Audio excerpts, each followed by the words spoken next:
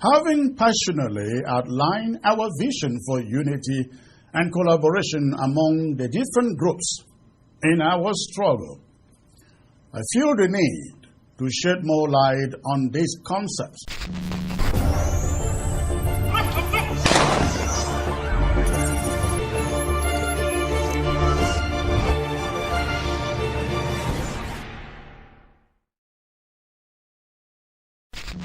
The Coalition of the Willing, as its name suggests, represents a gathering of passionate leaders and stakeholders who firmly believe that the government itself is not the problem, has never been the problem.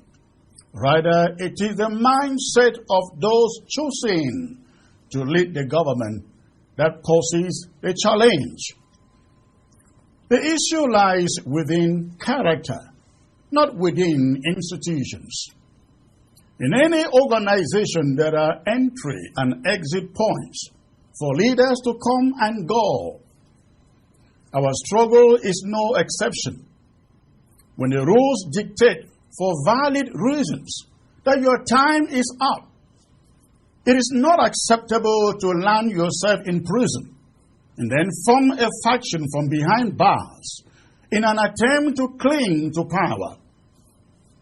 When the rules state that your tenure is over and demand a justifiable reason for re-election, it is not acceptable to dismiss elections as irrelevant, especially when those very same rules were applied in your own election.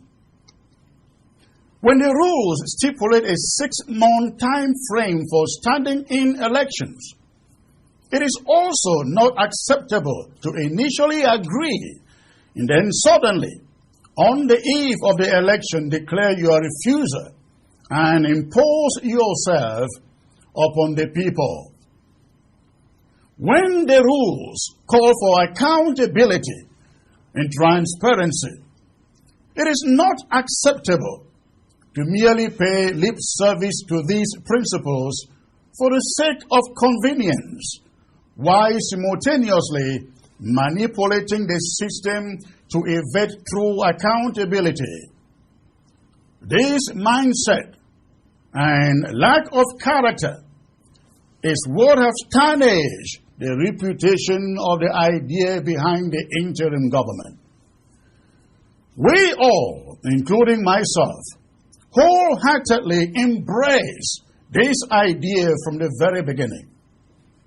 We passionately presented it to the international community, and they were captivated, ladies and gentlemen, by its potential. But now, my friends, we find ourselves at a critical juncture. It is time to rise above the shortcomings and restore integrity, trust, and unwavering commitment to the cause. We must embody the very essence of the Coalition of the Willing, a collective of passionate individuals and groups who are determined to reshape our future, the future of this struggle. Together we can overcome the obstacles that have plagued us. Together we can reclaim the moral high ground and demonstrate to the world that true leadership is rooted in character, accountability, transparency, and not in titles. Together, let us shatter the chains of complacency and mediocrity that have held us back for far too long. No longer should we tolerate leaders who prioritize personal gain over the lives of the people they were choosing to serve. We demand leaders of unwavering integrity, leaders who understand that true power lies in the hands of the people and that their rule is to uplift and empower every single Ambazonian.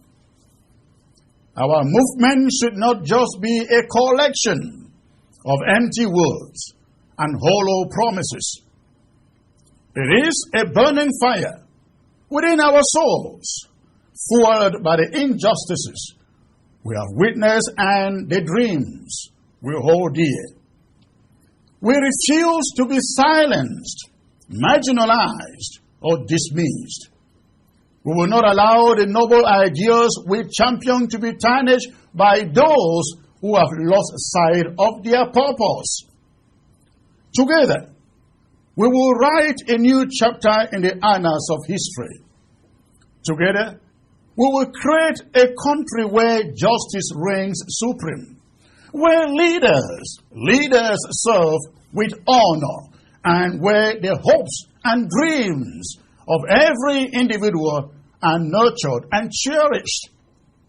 This is one of the major problems we have in this struggle: self-centeredness, greediness. The reason we have sit-tight leaders over a country we are still fighting for is because they think if we get to Boya, they automatically become leaders. That will never happen. Let me give everyone serving in any organization or government a warning here. The diaspora, and listen to me well, please. The diaspora will not be going to ground zero with the government. The people of ground zero shall have the final say how their government is created when the time comes.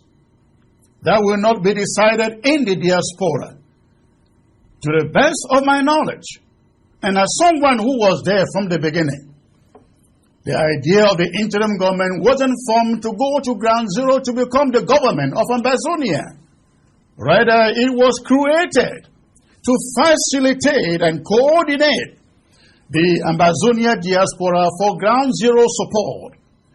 We must have this at the back of our minds as we go back to the drawing table.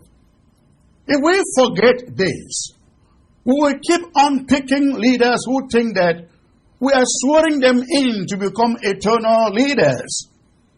The time for hesitation is over. The time for action is now. Together, we will build a legacy that future generations will look upon with awe and gratitude. Let us march forward, hand in hand, as a beacon of hope and inspiration, ladies and gentlemen, for our people.